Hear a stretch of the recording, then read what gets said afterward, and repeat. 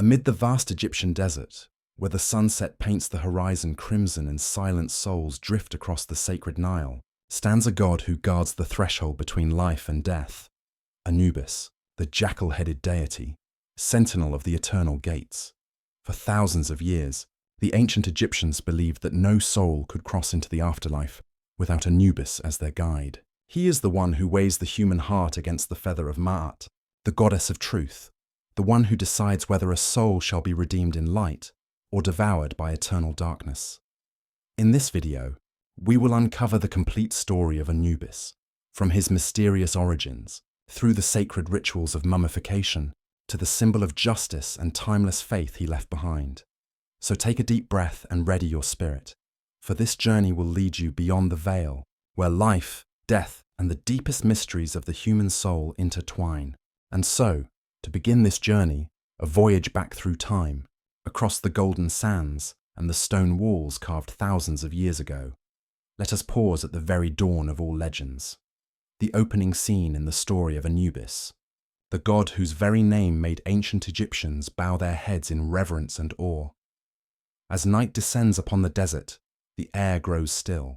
The winds that once carried the heat of day now cool, brushing gently across dunes shaped like ocean waves. In the west, the sun sinks behind the mountains, the sacred realm where the Egyptians believed souls would pass to reach the world beyond. The last streak of crimson light fades into darkness, and in that fragile moment between day and night, Anubis emerges, half man, half jackal, his eyes gleaming like lost stars in the desert sky.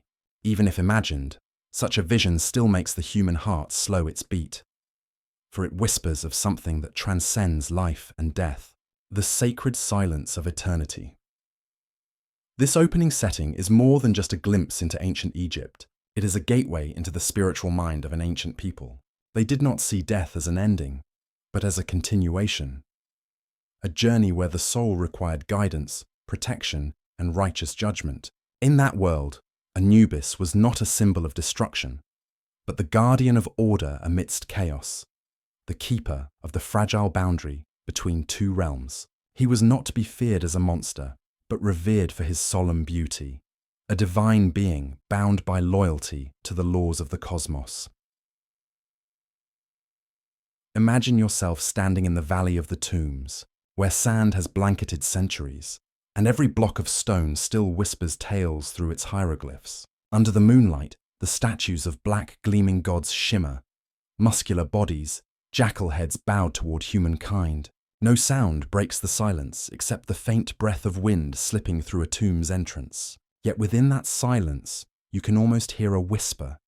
Enter, but remember, this place is not for the deceitful. To the ancient Egyptians, Anubis held a sacred place in every ritual of death. They believed that when a soul left its body, it became lost, afraid, and vulnerable to the darkness that sought to consume it. Only Anubis, the guardian of the West, had the power to lead it safely through that perilous passage. Thus, his image was carved upon coffin lids, tomb walls, and papyrus scrolls laid beside the dead, carrying the same humble plea, "Guide me through the land of shadows." What's truly wondrous is how, within Egyptian belief, each god reflected a facet of the human soul. With Anubis, that reflection is acceptance, the courage to face death itself. In the flickering torchlight of a pyramid's corridor, in the mingling scents of resin and incense, one could sense not fear, but a deep, reverent peace, the quiet respect before the power of fate. In this opening tableau, Anubis appears not as a conqueror, but as a silent, steadfast guide. There are no storms, no battles, only the sound of his footsteps echoing across the boundless desert. The footsteps of order amid chaos, of justice amid impermanence. Legends say that when the sun sets, the souls of the dead are led by Anubis, one by one, through the gates of Ma'at. It is an image both sacred and profoundly human, a reminder that even in death, there is a hand to lead us, a light to guide us. Look closer, and you'll see that this opening scene is more than a beautiful backdrop. It is a metaphor for humanity's search for truth. The sunset symbolizes decay, the quiet dread of separation. Yet, in that fading light, when the sun falls and darkness rises, Anubis appears, a symbol of faith, that after every ending comes a new beginning. That is the eternal message this myth leaves behind. Death itself is not to be feared. What is truly frightening is to live without purpose, to leave nothing of your truth behind when your heart is placed upon the scales of Ma'at. The western sunset, where the sun descends only to rise again, was the Egyptians' way of saying that life and death are two halves of the same circle. In the dying light over the desert, in the lonely yet unyielding figure of Anubis, there lies a strange energy, both cold and warm, distant yet near. It pulls the listener in, as though the desert itself were breathing, whispering prayers for wandering souls seeking judgment and peace. Thus, the opening of Anubis's tale does more than introduce a myth. It opens a doorway into the deepest reflections of the human spirit. Within it, we encounter fear, faith, loyalty, and above all, the longing to live truthfully. In a world where gods and mortals once walked side by side, Anubis stood as the embodiment of order and absolute truth, the very ideals humanity still searches for, even after thousands of years. And so, amid the still desert and the last glow of twilight, Anubis stands, silent, unmoving, gazing toward the sun that has set, yet within his eyes lies everything: the past, the present, and the unspoken promise of an eternal journey, one that every soul must one day take, guided by the Watcher of the West. From the stillness of the desert night, where Anubis stands guard before the gate of souls, his gaze seems to pierce through the layers of time, leading us backward through history, to the place where everything began. For before he became the god of the dead, Anubis was once a lonely child, born of forbidden love and secrets buried deep within the hearts of the Egyptian gods. And in that beginning, tragic yet radiant, lay the essence of who he would become, a god born from darkness, yet destined to serve the light. Legend tells that in the earliest age, when gods still walked among mortals, the goddess Nephthys, sister of Isis and wife of the fierce Set, god of desert and chaos, lived in the shadow of her cruel husband. In her solitude and despair, she found comfort in Osiris, god of life, order, and abundance. From their secret union was born a child, Anubis, the embodiment of light and shadow, of order and chaos intertwined.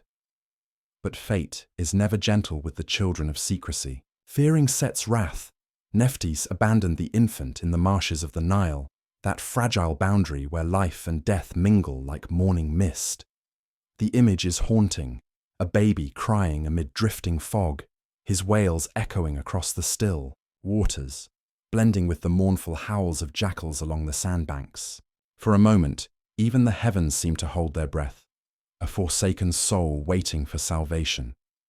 And that salvation came in the form of Isis, goddess of motherhood and mercy. She found the child, gathered him into her arms, and in his eyes, she saw something extraordinary, not fear, but the quiet acceptance of one who already understood his own tragedy. Isis raised Anubis as her own son. She taught him sacred rites, the holy rituals of the dead, and the delicate balance between the realms of life and death. From her, the boy of two worlds learned compassion, equilibrium, and the belief that, even in the deepest darkness, order and light can still be found. From a young age, Anubis shared a strange bond with the jackals, the creatures Egyptians believed to be messengers of the afterlife. They roamed near cemeteries, guarding lost souls, as though connected to him by an invisible thread. Perhaps that is why, when grown, Anubis chose the form of a jackal's head, a reminder that he never forgot where he came from loneliness, from shadow, and from the mercy of a mother's embrace. This origin story is more than a tale of divine birth. It is a story of love, loss, and redemption. Osiris, god of life, unknowingly sowed a seed of light into the darkness of Nephthys' sorrow. And from that union came a being meant to balance both extremes. In this way, Anubis embodies the eternal law of the cosmos, that everything which exists carries within it both light and dark, and only when the two unite can truth be revealed. Anubis grew up among rituals and spirits. Isis taught him not only magic, but compassion. She told him that every soul, wicked or pure, deserves to be judged fairly. Those words planted within his heart the seed of justice. And so, in time, he became the one who weighed human hearts against the feather of Ma'at, the arbiter of truth. No one could have foreseen that the abandoned child of the marshes would one day stand as the eternal symbol of loyalty, fairness, and impartiality. In Egyptian mythology, each god embodies a universal principle. Ra is the sun, Osiris is life, Set is chaos, but Anubis represents something more elusive, the boundary itself. He belongs neither to light nor to shadow, but exists between them. The guardian of the threshold, the guide between realms, the keeper of balance. Perhaps because he was born of error and secrecy, he understood better than any the power of forgiveness and the importance of order. When we look at Anubis's origins, we see the irony of destiny. He was not born in glory, had no throne, no radiant crown like Ra or Horus. He was born of fear, raised in love, and shaped by solitude. But that is what made him different. He did not seek glory, he sought truth. He did not fight to conquer. He fought to keep the universe from tipping into imbalance. If you listen closely, the story of Anubis carries a human rhythm, a symphony of pain and redemption. It is the heartbeat of one who was once forsaken, but still chose to love, of a soul who stood between two worlds yet chose to become the bridge. Perhaps that is why the ancient Egyptians revered him so deeply, because in Anubis they saw not only a god, but a reflection of themselves, fragile beings yearning for meaning in the face of eternity. From a storyteller's view, Anubis's origin endures because of its tragedy, and beauty always hides in tragedy. Every great sorrow births empathy. And Anubis, the abandoned child, transformed his pain into power. He sought no vengeance, held no resentment. Instead, he took the noblest path, to protect the souls of others from the chaos that had once birthed him. And when we reflect on that origin, we begin to see, perhaps it was loneliness itself that gave Anubis his gift, the ability to understand the soul. He knew what it was to be lost, so he became a guide for the lost. He knew what it was to be judged, so he judged with care. He knew what it was to be abandoned, so he never abandoned his duty. In the darkness of death's realm, Anubis is not merely a guardian. He is a companion, walking beside every soul in its final journey. Thus, the story of his birth explains not only why he bears the head of a jackal or why he dwells among tombs, but also reveals the heart of the god himself, a heart once wounded but never hardened. And through the centuries, that heart continues to inspire awe. In every temple, in every carving, Anubis stands tall, eyes fixed on the western horizon, guarding not only the dead, but the faith of the living.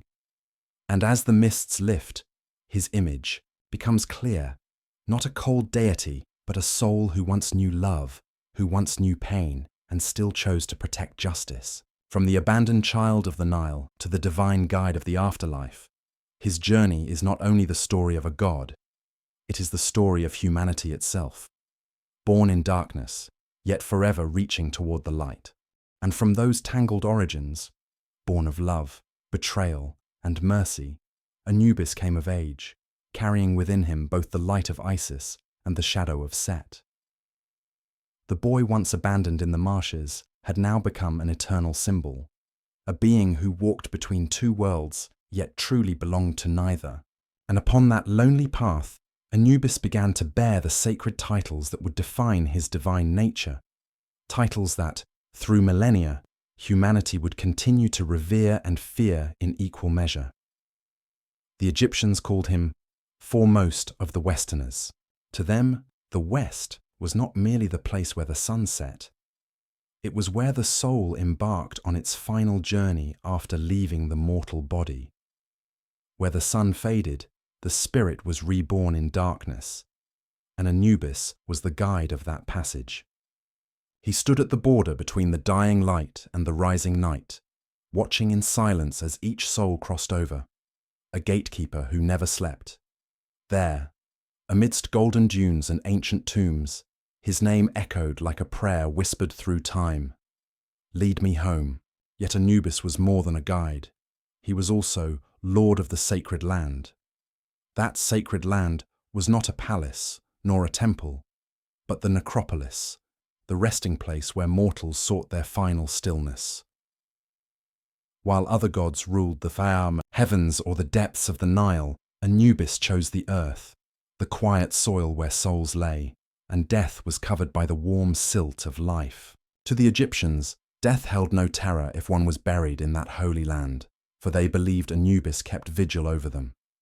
They carved his image on tomb walls, placed his effigy at the head of sarcophagi, as if to whisper, "Here, under your protection, I shall sleep in peace." Look closer, and you'll see that the title Lord of the Sacred Land represents loyalty and guardianship. Anubis wore no crown, sat on no throne, yet he held a quiet power, the power to protect the soul. In a universe of chaos, where even gods could betray one another, Anubis embodied perfect order. Born of darkness, he chose to become light. Though not of the living, he offered peace to the dead. Perhaps that is why he became known as the god of silent justice. The ancients also called him Master of Secrets. And what were those secrets? The secrets of life and death, of soul and judgment, of the cycle of existence that humanity has never fully grasped. In sacred texts, Anubis was described as the one who knows all that humans try to hide. For when the heart is placed upon the scales, he is the first to hear its truth. In the realm of souls, no lie could escape his gaze. He listened not with ears, but with absolute stillness, the kind of silence that makes all falsehoods crumble. He was also known as the counter of hearts. That image, a black jackal-headed god before a scale, placing the heart on one side and the feather of Maat on the other, has become one of Egypt's most enduring symbols. If the heart was lighter than the feather, the soul was saved. If heavier, it was devoured by Ammit, the devourer of the damned. But what made this image truly divine was not the judgment itself, it was the absolute fairness of it. Anubis felt no bias, no emotion, no prejudice. He acted only according to the balance the cosmos demanded, between good and evil, life and death, truth and deceit. Thus, the role of Anubis was not merely a religious ritual, but a profound metaphor for human morality and conscience. The scale he holds is the same scale that resides within every human heart, where we must weigh our own truth. When we deceive, the balance tips. When we live justly, it steadies once more. And in that moment, we realize that Anubis does not judge only the dead. He reflects the truth of the living. Even his black color bears sacred meaning. To the ancient Egyptians, black was not a color of mourning, but the hue of the Nile's fertile soil, the essence of rebirth and renewal. Thus, Anubis's dark skin is not death's shadow, but the promise of new life. He is the god of death, yet simultaneously the symbol of resurrection. For in Egyptian belief, death was never the end, merely a new chapter of existence. And in that chapter, Anubis writes the first line. Imagine a soul standing before him. No words, no fear, only stillness and that deep, unblinking gaze. He does not ask how the soul lived, nor demand explanations. Everything is already inscribed within the heart. The heart he weighs with divine precision. In that silence, the Egyptians believed the soul found freedom, not through fear, but through facing the truth. Across the millennia, Anubis has become the eternal emblem of quiet justice. He is not radiant like Ra, not heroic like Horus, nor cruel like Set. He exists in silence, yet his silence commands the awe of the cosmos. Perhaps it is that stillness which is his greatest strength. For only in silence can one hear the voice of conscience, and only in the face of death does one truly understand the value of truth. From a symbolic lens, Anubis represents the balance of opposites, life and death, light and shadow, truth and illusion. He takes no side, but stands at the center, ensuring the universe remains in harmony. That is why the Egyptians called him foremost of the Westerners. Not for his power, but for his justice and unwavering loyalty. Perhaps what makes Anubis immortal is his ability to make humanity reflect upon itself. When they look upon him, they see not death, but life. When they see his black form, they see not mourning, but rebirth. When they hear his name, they feel not fear, but peace, the kind that comes from living truthfully. Anubis is thus a god of few words, yet every symbol of his tells a story of order, justice, and compassion. He teaches that justice is not punishment, but understanding the truth, that death is not an ending, but the beginning of another cycle, and that silence, his eternal companion, is the purest language of eternity. From the abandoned child in the marshes to the god of justice and rebirth, his journey has etched his name into the fabric of the cosmos. He needs no throne, no praise, only the solemn duty of keeping the cosmic scale in balance. And perhaps, in the soft winds that whisper across the desert night, still echoes his silent vow. I will guard this gate until the last soul finds peace. From the moment he bore the titles of foremost of the Westerners and Lord of the Sacred Land, Anubis became more than a symbol of divine power. He became the embodiment of order within the realm of death. Yet gods do not exist merely to be worshipped. They live through human actions, through rituals, through the very breath of the civilization they guard. And it was upon that fragile boundary between life and death that Anubis left behind his most eternal legacy, the art of mummification, a sacred rite that not only preserved the body, but also engraved forever the Egyptian philosophy of life, death, and rebirth. It is said that in ancient times, when the shadows of chaos covered the world, death was humanity's greatest fear. They watched flesh decay, saw souls vanish, and could not comprehend how to cross that eternal divide.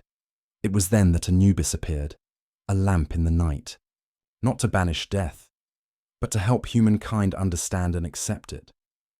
He taught them that death was not an ending, but a transformation, and that the body, though mortal, was the vessel that carried the soul across the gates of Maat, into the world beyond. Anubis was the first to teach humans the sacred craft of mummification, a ceremony where devotion, precision, and faith merged into one. It was not merely a means of preservation, it was an act of reverence for life itself, a way to uphold the cosmic order set by the gods. In each layer of linen wrapped around the body, there were prayers, whispered voices of the soul being guided to its rest. And as the resin flowed and frankincense filled the air, people believed that Anubis stood silently in the darkness, watching, blessing the journey of the departed.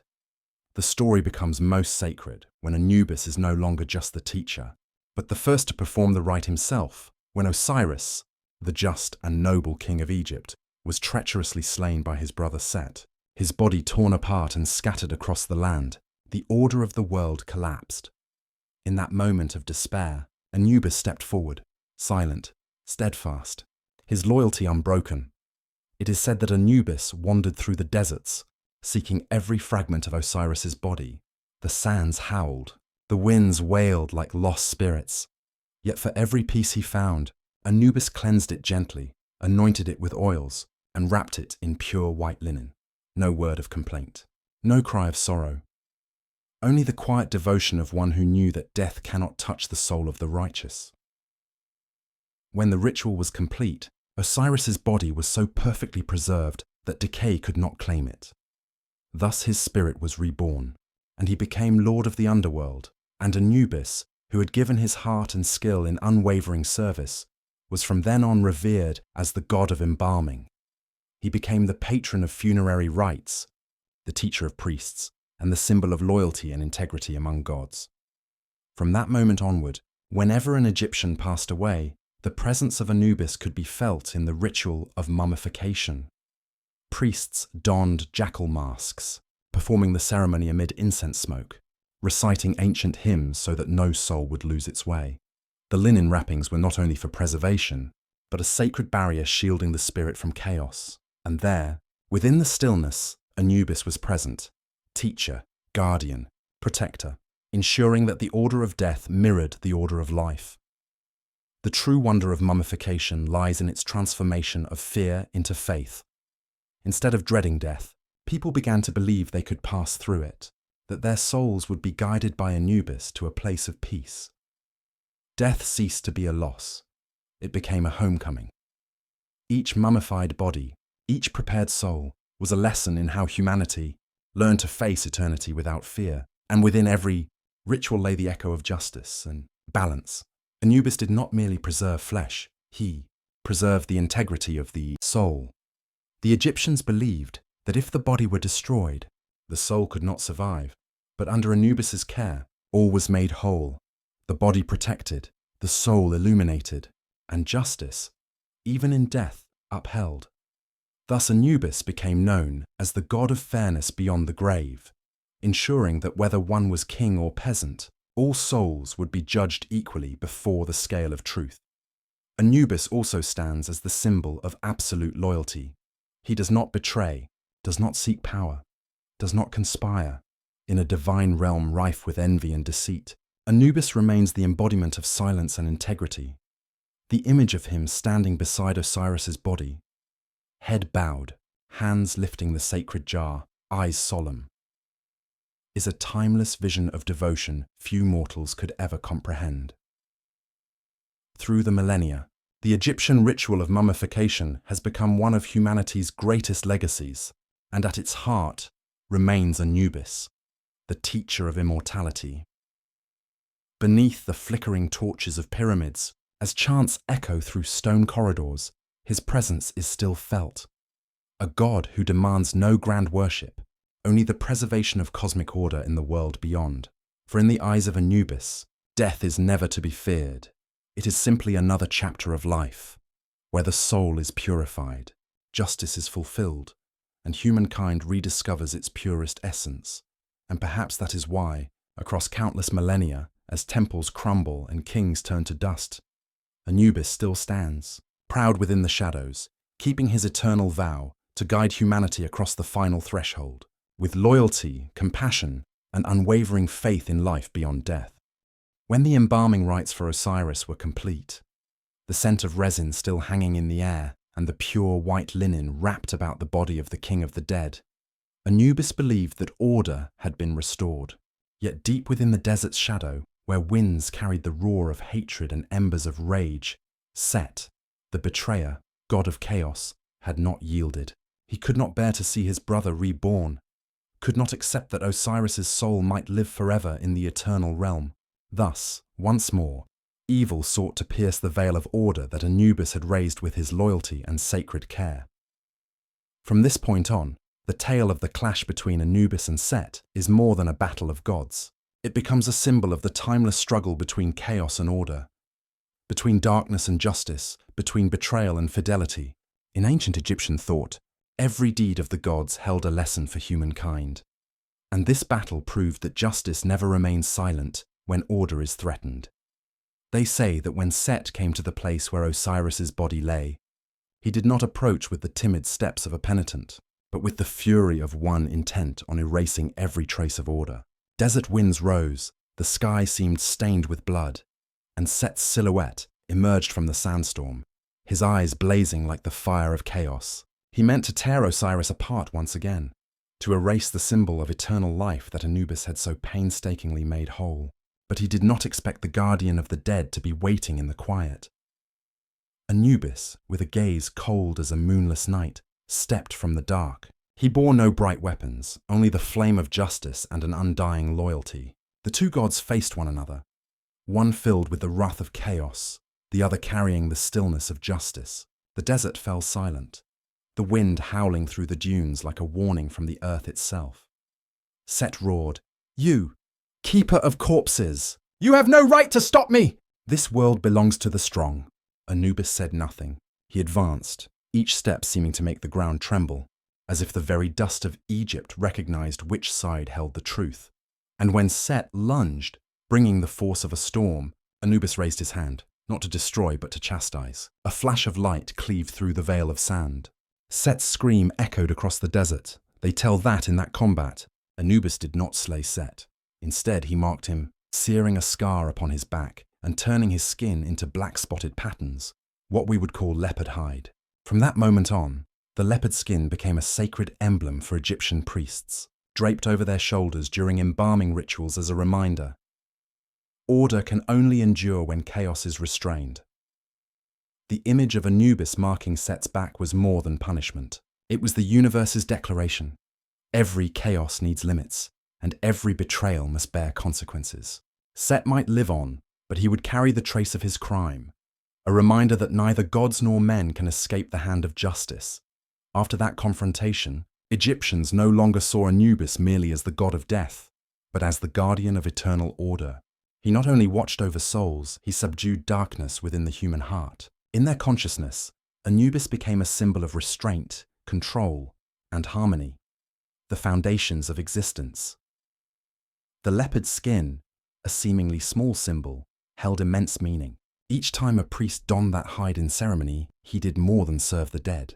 He reenacted the great battle between Anubis and Set, reminding all that even amid death, order must be preserved. That is why, for thousands of years after, the image of a priest wearing leopard skin beside a mummy remained a sacred icon of Egypt, a symbol of mastering chaos through loyalty and justice. In the flickering torchlight, one might imagine the figure of Anubis standing tall among the golden sands, his gaze toward the western horizon where the sun sets. He is not a proud warrior, nor a lover of power. He is the god of stillness, showing that true victory does not spring from force, but from the ability to keep balance between opposing forces. That confrontation is also a reminder of human nature. Within each person resides a part Anubis and a part Set, one longing to preserve, the other to destroy. When chaos stirs within the soul, only fidelity to truth and moral rectitude can bind it. Anubis did not annihilate Set because he understood that chaos is necessary for order to assert itself. It is the existence of darkness that gives meaning to light. Look more closely, and you will see this tale as not merely myth but a metaphor for cosmic balance. Whenever life spirals into disorder, humanity seeks order. Whenever darkness spreads, they kindle the lamp of justice. And by marking Set's back, Anubis taught humankind this lesson. Face chaos, but do not let it consume you. After the battle, Set vanished into the dust, bearing the humiliation of defeat. Anubis returned to the desert's hush. He felt no pride, no gloating. For him, victory was not the downfall of an enemy, but the restoration of the world's balance. In that moment, the desert winds seemed to pause. The sky grew still, as if the cosmos itself bowed before the guardian of eternal order. Ever since, whenever Egyptians saw the leopard skin, they remembered Anubis, the god unafraid to confront chaos to protect order. He was more than the god of death. He was the protector of the world's souls, the emblem of unwavering loyalty. In the realm of the dead, he guards souls. In the world of the living, he guards justice. And so, across millennia, amid dust and pyramids, the story still echoes. Of the black-headed god who dared to stand against the storm of chaos, to etch upon the traitor's back the mark of eternal order. A mark not only on leopard hide, but imprinted deep within the human heart. A reminder that justice may be silent, but it never truly fades. After the fateful confrontation with Set, the desert returned to its ancient stillness. The winds ceased their howling, and the sands settled once more. Yet amid that vast silence, Anubis knew the true battle was not over. For chaos did not live. Only in the form of Set, it hid deep within every human soul. There were those who spent their whole lives in light, yet carried darkness within their hearts. And there were others who had once fallen into shadow, yet whose hearts were lighter than the feather of truth. Thus, Anubis understood. To preserve eternal order, he must do more than guard the realm of the dead. He must judge souls, not with hatred, but with the pure justice of Ma'at. And so, within Egyptian mythology, a sacred vision was born, the Hall of Two Truths, where Anubis took on his most exalted role, the first judge of the soul, No longer a silent warrior of the shadows, no longer the devoted embalmer, he became the one who balanced good and evil, sin and redemption. Imagine that place, a grand hall within the heart of the underworld, illuminated by the eternal blue flame, massive columns carved with the faces of gods, reliefs depicting souls embarking on their final journey. Before them stood the scales of justice. On one side, the heart of the deceased. On the other, the feather of Ma'at, goddess of truth and order. Silence reigned. Only Anubis stood between them, his eyes glimmering in the sacred dimness, one hand gently touching the beam, ready to begin the holiest rite of the cosmos. In that moment, all falsehood, pride, and power vanished. There were no kings, no slaves, only the naked heart of the soul. Its weight, light or heavy, pure or tainted, was the only answer. Anubis needed no words, no pleas. He judged not by emotion, but by truth itself, the truth that existed before humankind and would endure long after them. The ancient Egyptians believed the heart was the center of the soul, the vessel of memory, emotion, and morality. It mirrored the entirety of one's life. When Anubis placed that heart upon the scale, he was not weighing flesh and blood, but measuring the worth of a soul, whether it had lived by truth or been clouded by deceit. If the heart was lighter than the feather of Ma'at, Anubis would nod softly. A faint smile would cross the god's face, and he would hand the soul to Osiris, lord of the afterlife, to guide them toward the field of reeds, a realm of eternal peace, where souls lived again in happiness beneath an undying sun. There they would reunite with loved ones, till endless fields of green, and dwell in the reward of a life lived in integrity. But if the heart was heavier, burdened with lies, greed, betrayal, or hatred, then no salvation awaited. Anubis would remain silent, neither angry nor merciful, for justice is untouched by emotion. He would merely step aside, allowing Amut, the devourer, part lion, part crocodile, part hippopotamus, to advance. The beast would open its jaws and consume the sinful heart, erasing the soul forever. No heaven, no hell, only the void, the most dreadful fate the Egyptians could imagine. This was the eternal emblem of justice and morality in Egyptian civilization. For in that realm, no god could be bribed, no prayer could buy forgiveness. Only truth, simple, pure, and heavy as gold, mattered. Anubis neither rewarded nor punished. He merely illuminated the soul through perfect fairness. That image transcended religion to become the moral foundation of a civilization. The Egyptians lived not merely to be worshipped, but to ensure that their hearts would be light when placed upon the scales. Every action, every word, every thought carried the awareness that one day they would stand before Anubis and their hearts would speak for them. That belief alone preserved Egypt's order, discipline, and reverence for truth through countless dynasties.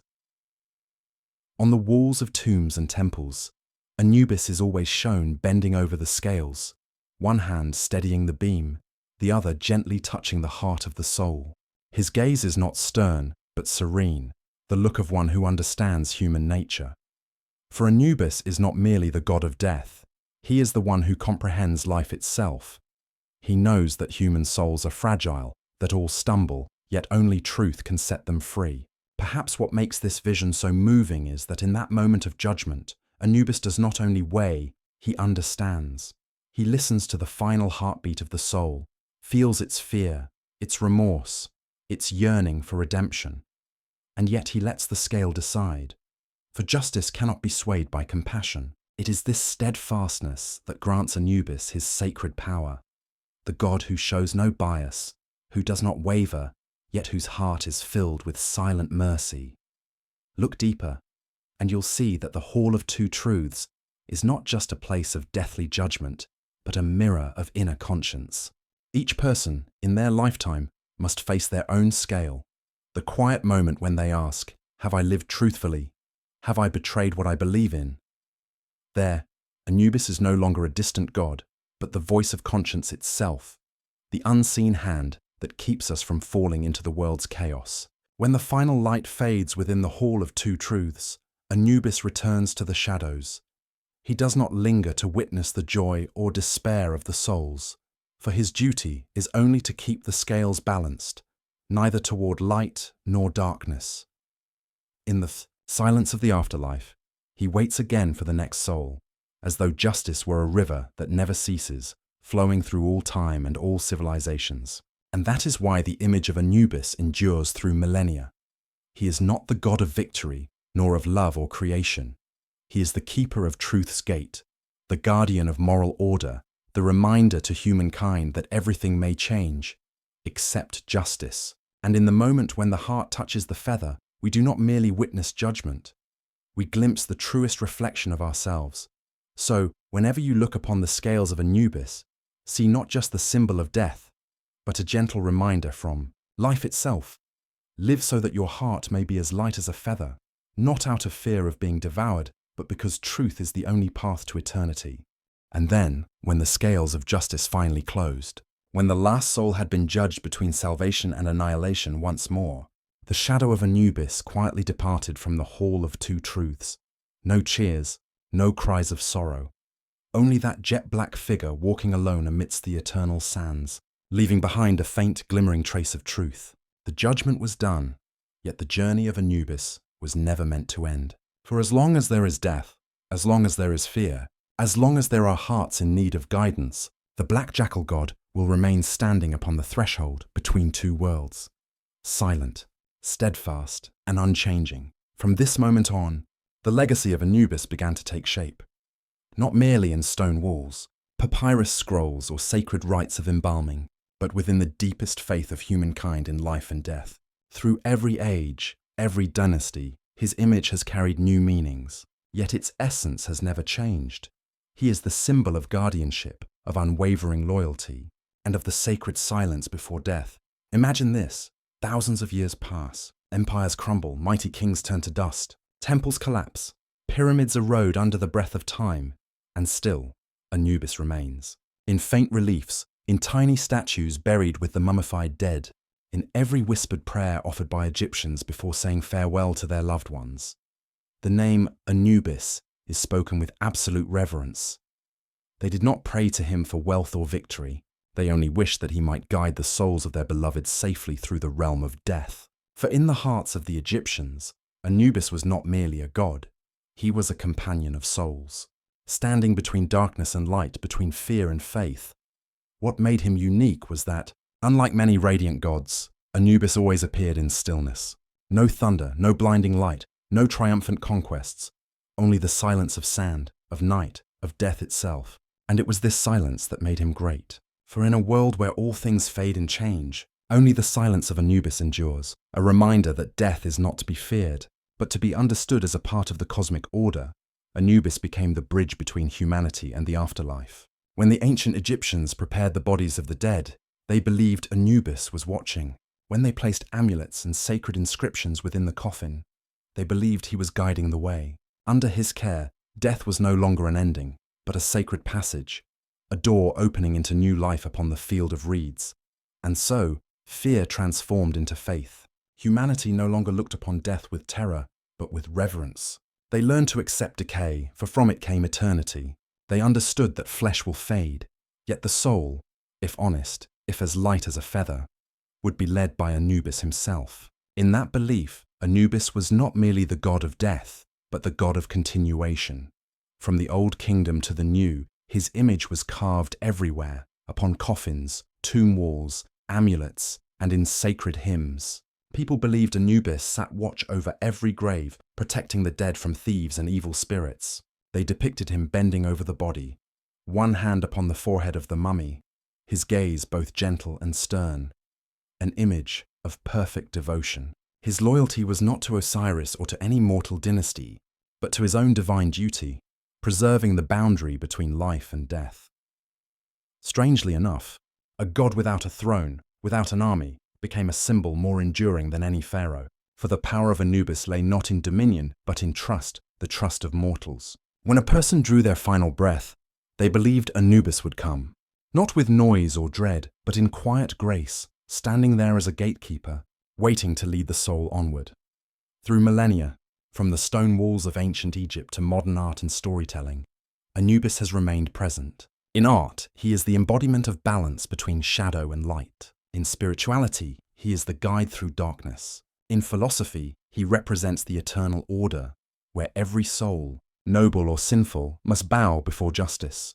As civilizations rose and fell, the Greeks and Romans too embraced his image, calling him Hermanubis, a union of Hermes, the divine messenger, and Anubis, the psychopomp. This revealed that, even as cultures changed, his essence endured, for humanity's yearning for protection and fairness in the face of death is eternal. Over time, the image of Anubis transcended religion, entering art, literature, and cinema. He became a timeless symbol, both fearsome and kind, both death and the promise of life beyond. Everywhere, in moments of loss, people still unconsciously recall his presence, the silent gatekeeper with eyes as deep as night, standing in the western twilight. Twilight, in Egyptian belief, was the west, where the sun sets, the realm of the dead's departure. And there stands Anubis, motionless amidst sand and wind, ears alert to the whispers of souls, eyes fixed upon the crimson horizon. No kings remain, no temples unbroken, only him, the eternal guardian of humankind. It is difficult to say that Anubis belongs solely to the past, for he still lives in modern thought. When we question death, when we wonder what lies beyond our final breath, we touch the same ancient curiosity that once stirred the hearts of Egyptians. And in that moment, the image of Anubis, calm and steady amid death, lives again. Perhaps that is the greatest legacy Anubis has left behind. Not tombs, not rituals, but faith. Faith that within darkness there is always a guardian. Faith that death is not an end, but a journey, guided by a just and compassionate hand. And so, across millennia, Anubis still stands, in the western twilight, where the sun sets but never dies, where life closes only to open anew. He needs no worship, no titles, only to exist as what he has always been, the immortal gatekeeper of humankind, the balance between fear and hope, between death and everlasting life.